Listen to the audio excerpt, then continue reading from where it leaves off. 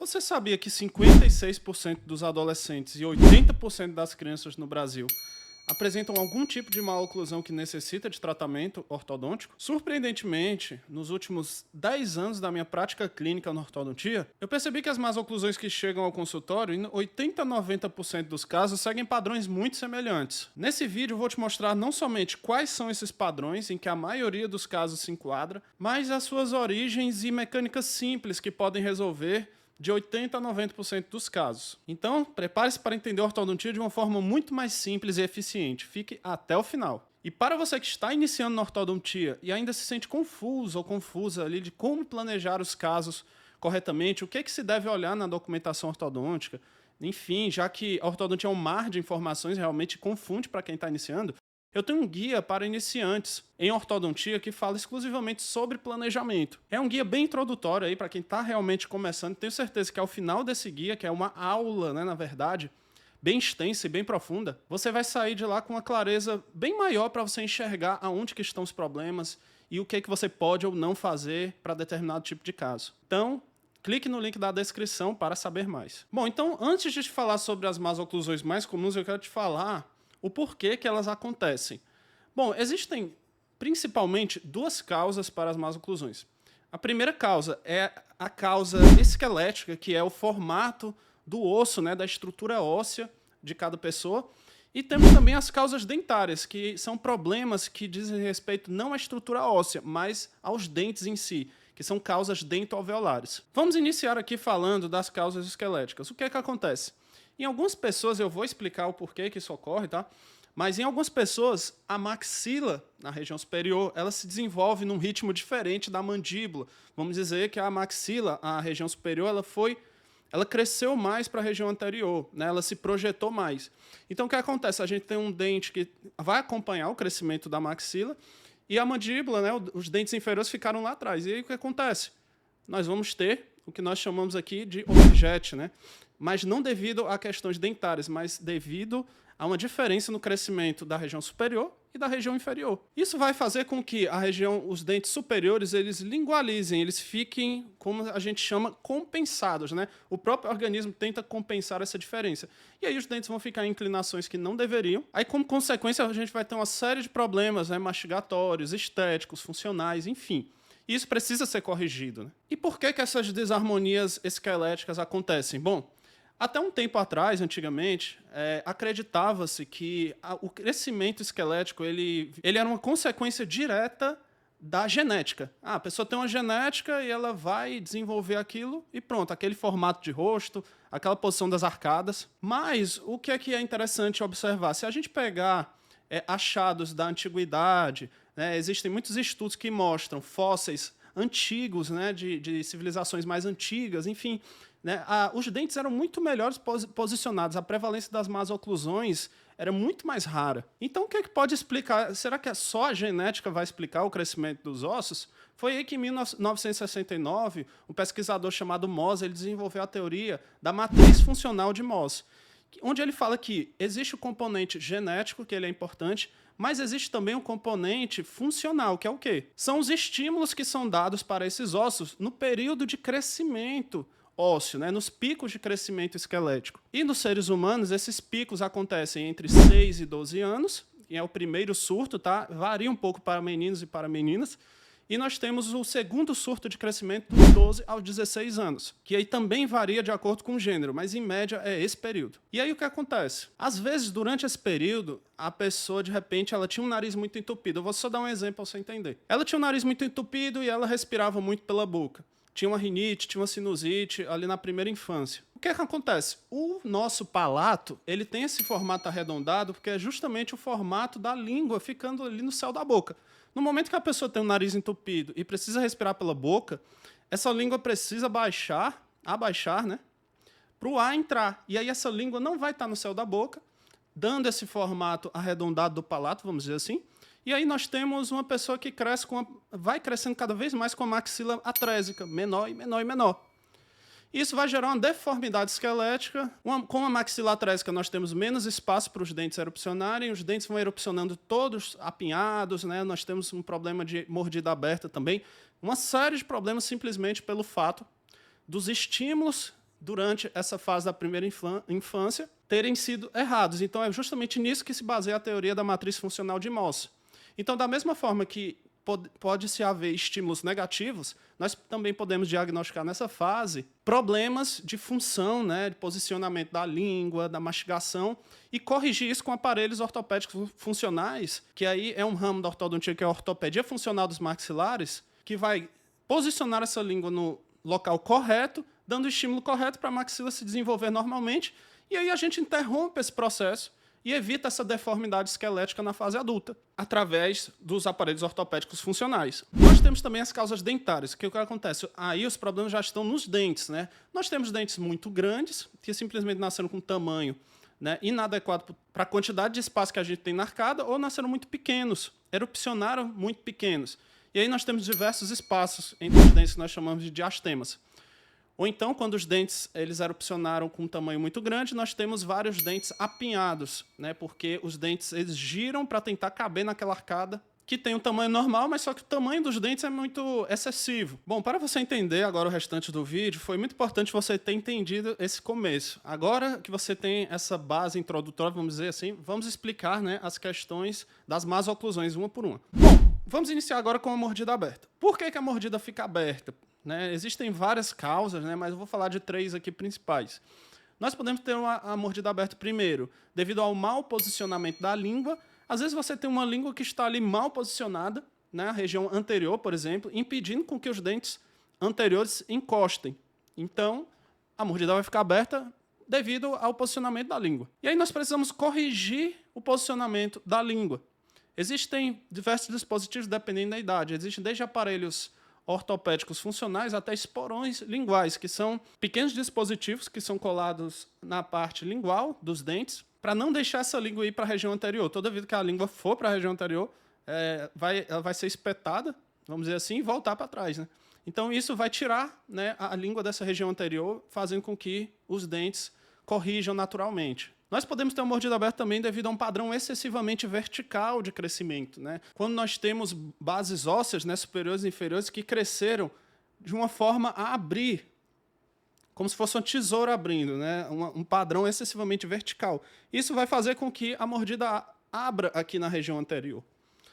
E nós podemos ter também uma biprotrusão, que é quando os dentes, tanto superiores como inferiores, estão excessivamente inclinados para vestibular, né? Você tem eles muito inclinados para vestibular, então isso faz com que a mordida abra na região anterior. No caso do padrão vertical excessivo, dependendo do caso, a gente pode, né, intruir todos os dentes, né? Porque geralmente a pessoa ela tem um sorriso gengivoso muito grande, então a gente pode intruir todos os dentes. Às vezes, quando há a presença de dentes muito vestibularizados, projetados para frente, a gente pode extrair premolares na região posterior e pode fazer a retração, né, desses dentes anteriores, fazendo dessa forma o fechamento da mordida e também o lábio desce um pouco quando você faz exodontia.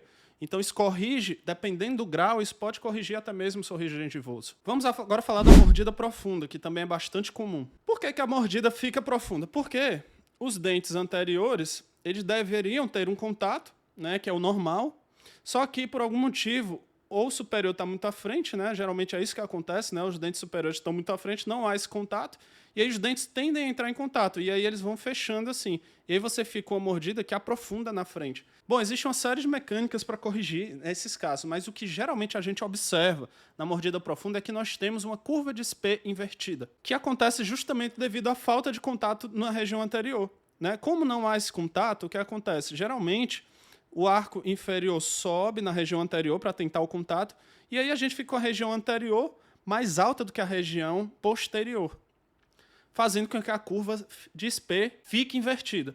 E aí, como parte da correção da mordida profunda, a gente precisa planificar essa curva de Spee. E aí existem diversas alternativas, né? Mas o que a gente geralmente utiliza é uma curva reversa, né? Uma curva reversa para reverter essa curva de Spee que está invertida e deixar essa curva mais plana, planificar a curva de Spee. Só que para isso, antes disso, a gente precisa tirar essa mordida profunda para poder colar os bractes na região anterior, né? Então nós fazemos o que nós chamamos de levante primeiro, E aí o levante vai depender muito do padrão facial, né?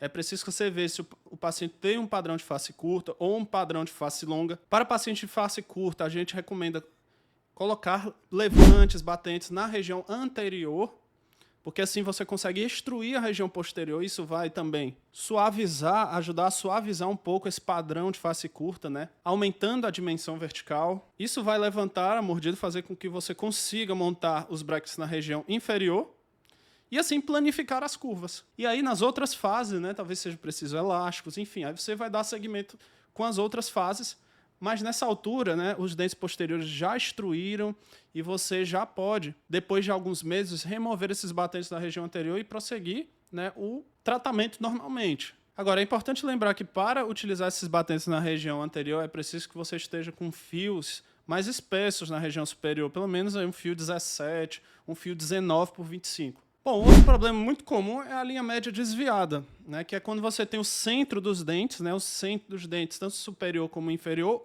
ou outro, ou os dois, desviado do centro do rosto, né, de uma linha média facial. E aí esse desvio de linha média pode ser tanto superior como inferior, ou em ambas as arcadas.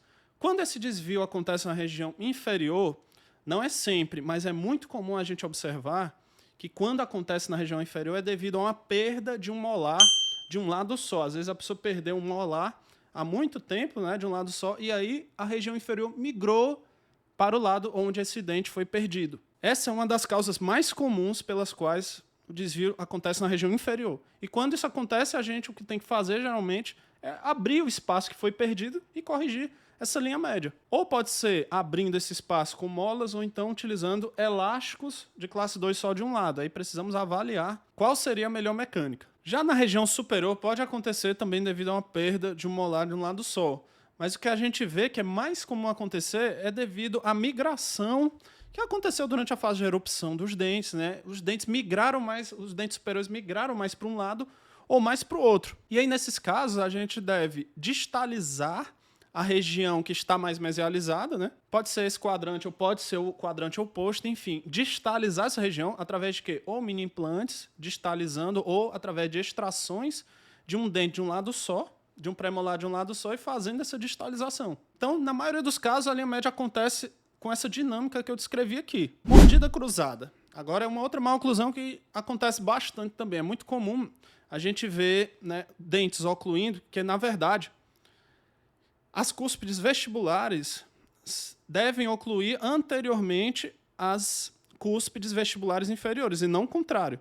Se isso acontecer, né, o contrário do que eu descrevi, nós temos uma mordida cruzada. Essa mordida cruzada pode ser em toda uma região, pode ser só em 2 molares, em um molar, em molares e pré-molares, enfim. Pode ser de um lado só, pode ser de ambos os lados. Então, o fundamental é a gente avaliar se essa mordida cruzada acontece devido a inclinações dentárias que não são adequadas ou se é devido ao tamanho da arcada superior ser menor do que a arcada inferior. E isso vai gerar também uma mordida cruzada devido ao tamanho transversal da arcada. Se o problema for um tamanho de arcada superior atrésico, nós devemos expandir essa arcada através de disjunção. E aí, dependendo da idade, a gente pode ter, em pacientes mais jovens, né, na primeira infância, nós podemos utilizar o aparelho de Hirac, que ele vai fazer essa disjunção esquelética, né, ele vai soltar a sutura palatina mediana, separando o palato em duas metades. Isso vai gerar um tremendo ganho de dimensão transversal e um tremendo ganho de espaço também. E em pacientes mais adultos, a partir dos 15, 16, até pacientes adultos mesmo, com mais idade, a gente também pode fazer essa exata mesma disjunção utilizando um aparelho que nós chamamos de MARP, que é uma disjunção apoiada em mini implantes instalados no palato. E aí nós temos a quebra da sutura palatina mediana e um ganho também transversal. Estudos mostram que a expansão, a disjunção com o aparelho de MARP gera um ganho puro de espaço sem inclinação dentária. Porque o que acontece? Quando a gente faz a disjunção, às vezes os molares inclinam para vestibular.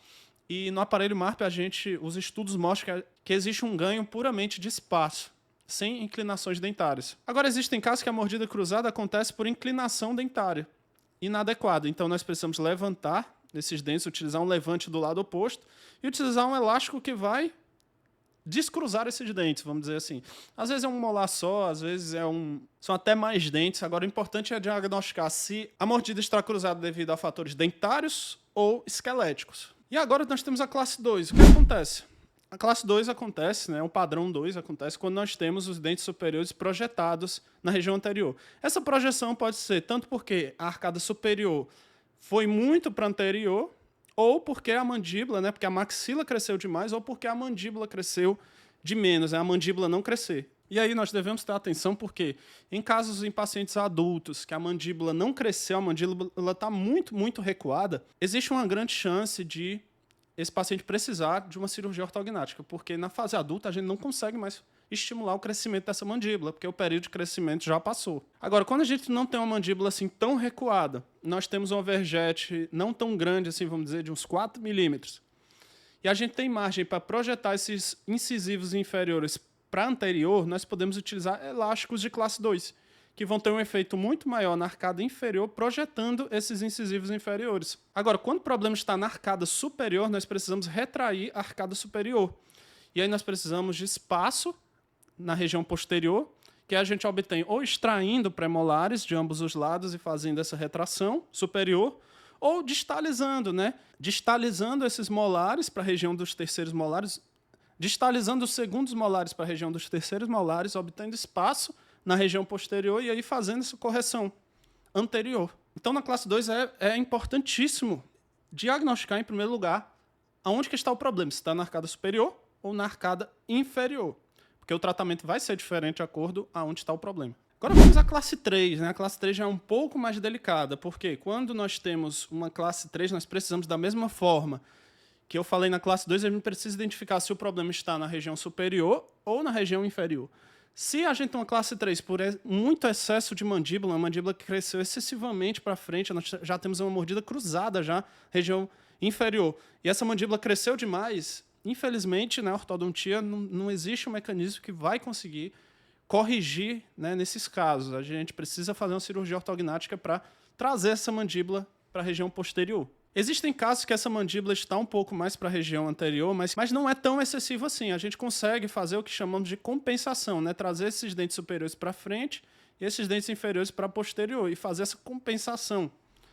Mas essa compensação existe um limite e é preciso alinhar direitinho com o paciente as expectativas estéticas e as possibilidades que cada estrutura óssea tem para fazer esse tipo de correção. Quando nós temos um paciente com um problema no arco superior, uma deficiência de maxila, e aí nós chamamos de paciente pseudoprognata, aí as possibilidades já ficam melhores, porque você tem uma margem muito maior na arcada superior para vestibularizar os dentes e fazer essa compensação. Mas também existe um limite. Mas a maxila é bem mais fácil de moldar, vamos dizer assim, tanto na fase da infância como na fase adulta, do que a mandíbula. É muito mais fácil você estimular o crescimento da maxila do que você conter o crescimento da mandíbula. Bom, agora vamos para a prática. Eu tenho um caso aqui de classe 2, que foi um caso bem complexo, mas que a gente conseguiu um ótimo resultado. Clique aqui nesse vídeo e assista que eu vou explicando passo a passo como foi feito o tratamento. E você que está iniciando aí na ortodontia, eu tenho certeza que a gente vai conseguir simplificar um pouco mais esse mundo de informações da ortodontia. Então é isso, muito obrigado e até o próximo vídeo.